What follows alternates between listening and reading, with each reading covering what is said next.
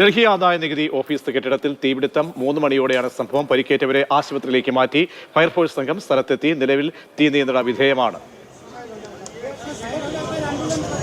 അർജുൻ പീതാംബരനുണ്ട് ഡൽഹിയിൽ നിന്നും. അർജുൻ, വലിയ തീപിടുത്തമാണ് ഉണ്ടായത്. ഈ പരിക്കേറ്റ ആളുകളുടെ ആരോഗ്യനില സംബന്ധിച്ചും തീ പൂർണ്ണമായും നിയന്ത്രണ വിധേയമായോ?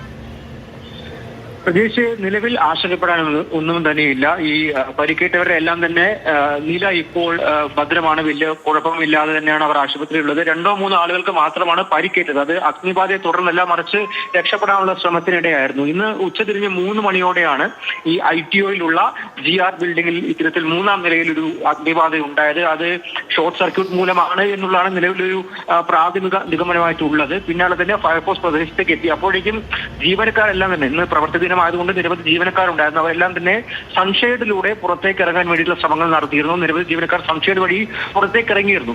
ആ ഒരു സമയത്ത് പരിക്കേറ്റവരാണ് ഇപ്പോൾ ചികിത്സയിൽ ഉള്ളത്. എന്തായാലും 21 യൂണിറ്റ് ഫയർഫോഴ്സ് ആണ് ഈ പ്രദേശത്തേക്ക് എത്തിയത്. പിന്നാലെ ഈ കുടുങ്ങിയവരെ രക്ഷപ്പെടാൻ വേണ്ടിയിട്ടുള്ള ശ്രമം ആരംഭിച്ചു. അതുപോലെ തന്നെ തീ കെടുത്താൻ വേണ്ടിയിട്ടുള്ള ശ്രമങ്ങളും ആരംഭിച്ചു. നിലവിൽ കുറച്ചധികം ഫയലുകൾ, പേപ്പറുകൾ എല്ലാം തന്നെ കത്തി നശിച്ചിട്ടുണ്ട് എന്നുള്ള വിവരമാണ് ലഭിക്കുന്നത്. പക്ഷേ ആളപായമില്ല. എല്ലാവരും കുടുങ്ങി കിടക്കുന്നവരെ എല്ലാവരും രക്ഷപ്പെടുത്താൻ വേണ്ടി സാധിച്ചു. ചെറിയ രീതിയിൽ നിസ്സാരമായി പരിക്കേറ്റ 2-3 പേരെയാണ് ഇപ്പോൾ ആംബുലൻസിൽ കയറ്റി ആശുപത്രിയിൽ അഡ്മിറ്റ് ചെയ്തിരിക്കുന്നത്. ഒപ്പം തന്നെ തീ പൂർണ്ണമായിട്ടും നിയന്ത്രണ വിധേയമാണ്. ഈ ITO ബിൽഡിംഗ് ഇപ്പോൾ ഈ പ്രശ്നങ്ങൾ, ഈ അഗ്നിബാധ ഉണ്ടായതിനെ തുടർന്ന് ഇപ്പോൾ ഡൽഹി പോലീസിനും അതുപോലെ തന്നെ അഗ്നിശമന സേനയുടെയും തീപിടുത്തത്തിന്റെ വിശദാംശങ്ങൾ നൽകിയത്.